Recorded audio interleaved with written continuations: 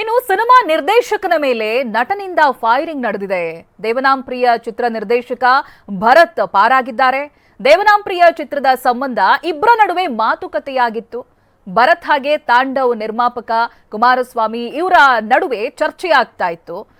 ನಿರ್ದೇಶಕ ಭರತ್ಗೆ 6 ಲಕ್ಷವನ್ನ ನೀಡಿದ್ದಂತಹ ನಟ ತಾಂಡವ್ ಅದನ್ನ ಸಮಯಕ್ಕೆ ಸರಿಯಾಗಿ ನಿರ್ದೇಶನ ಮಾಡದೇ ಇರುವಂತಹ ಆರೋಪ ನಿರ್ದೇಶಕರ ಮೇಲೆ ಕೇಳಿ ಬರ್ತಾ ಇದೆ.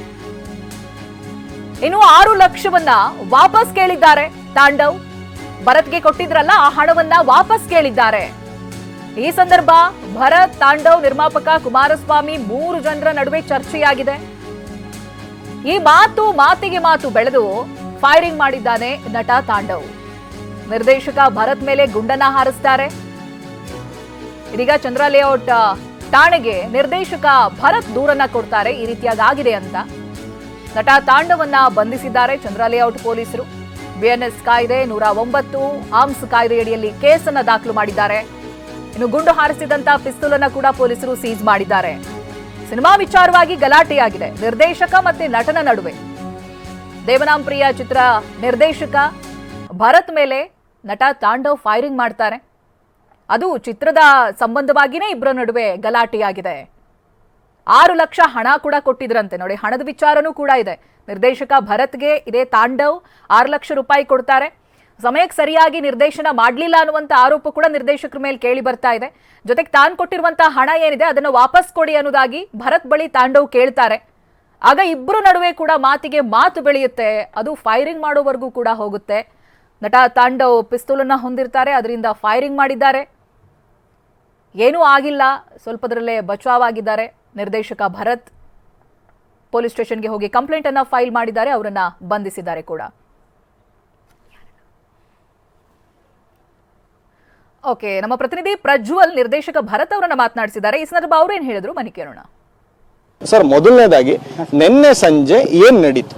ಸರ್, ಏನಿಲ್ಲ, 2-3 ವರ್ಷದಿಂದ ಈ ಸಿನಿಮಾ ನಡೀತಾ ಇತ್ತು, ಇನ್ನೂ ಸ್ಟಾರ್ಟ್ ಆಗಿರಲಿಲ್ಲ. ಸೊ ನಾನು ಕೂಡ ಅದ್ರ ಬಗ್ಗೆ ಹೇಳ್ತಾ ಇದ್ದೆ.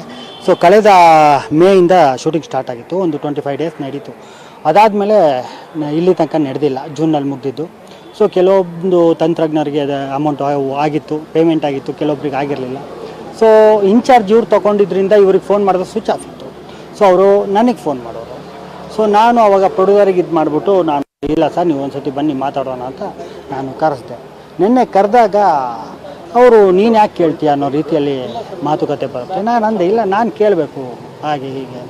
ಸರಿ, ಹಾಗಾದರೆ ನೀವು ಈ ಸಿನಿಮಾಗೆ ಅಗತ್ಯತೆ ಇಲ್ಲ, ನಾವು ಕೊಟ್ಟಿರೋ ದುಡ್ಡನ್ನೆಲ್ಲ ಇಲ್ಲ ಸರ್, 3 ವರ್ಷದಿಂದ ಕಷ್ಟಪಟ್ಟಿದ್ದೀನಿ, ನಾನು ಪುಕ್ಸಟೆ ಮಾಡಿಲ್ಲ, 40-50% ಶೂಟ್ ಮಾಡಿದ್ದೀನಿ, ಅದ್ರ ಪೇಮೆಂಟ್ ಇಸ್ಕೊಂಡಿದ್ದೀನಿ ನಾನು.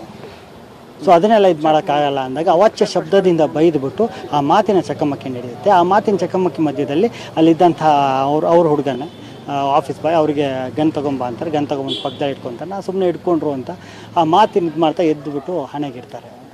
ಇಟ್ಬಿಟ್ಟು ಟ್ರಿಗರ್ ಒತ್ತುತ್ತಾರೆ. ಅಷ್ಟೊತ್ತಿಗೆ ಪಕ್ಕದಲ್ಲಿದ್ದಂಥ ಎಡಿಟ್ರು ಮಲ್ಲಿಕಾರ್ಜುನ್ ಅವ್ರು ತಳ್ತಾರೆ. ಅದು ರೈಟ್ ಸೈಡ್ ಗೋಡೆಗೆ ಹೋಗಿ ಬೀಳುತ್ತೆ ಸರ್. ಅದಾದಮೇಲೆ ನನಗೆ ಅಲ್ಲಿರೋದಷ್ಟು ಸಮಂಜಸ ಅನ್ನಿಸ್ಲಿಲ್ಲ. ಹೊರಗಡೆ ಬಂದವನು ನಮ್ಮ ಇನ್ನೊಬ್ಬರು ನಿರ್ದೇಶಕರಿದ್ದರು, ಅವ್ರದ್ದು ಸಹಾಯ ತೊಗೊಂಡು ನಾನು NM ಸುರೇಶ್ ಅವ್ರ ಹತ್ರ ಮಾತಾಡಿದೆ. ಅವರು ಇಲ್ಲ ಕಂಪ್ಲೇಂಟ್ ಕೊಟ್ಟು ಬಿಡಿ ಅಂದರು. ಸೊ ನಾನು ಚಂದ್ರ ಲೇಔಟಿಗೆ ಬಂದು ಕಂಪ್ಲೇಂಟ್ ಕೊಟ್ಟೆ. ಇಲ್ಲಿ ಸರ್ಕಲ್ ಇನ್ಸ್ಪೆಕ್ಟರ್ ಭರತ್ ಅವರು ಮುಂದಾಳತ್ವದಲ್ಲಿ ಬಂದು ನೈಟ್ ಮಹಾಚಾರ ಮಾಡಿಬಿಟ್ಟು ಒಂದು 3 ಗಂಟೆಗೆ ಅರೆಸ್ಟ್ ಮಾಡಿದ್ರು ಸರ್. ಮತ್ತು ಇನ್ನೊಂದು, ಈ ನಟ ಮತ್ತು ನಿಮ್ಮ ಜೊತೆ ಕಮ್ಯುನಿಕೇಷನ್ ಆಗೋದು ಯಾವಾಗ? ನೀವು ಹೆಂಗೆ ಸಿನಿಮಾಗೆ ಜಂಕ್ ಆಗ್ತೀರಾ? ಹೆಂಗೆ ಸಿನಿಮಾವನ್ನು ಶುರು ಮಾಡ್ತೀರಾ?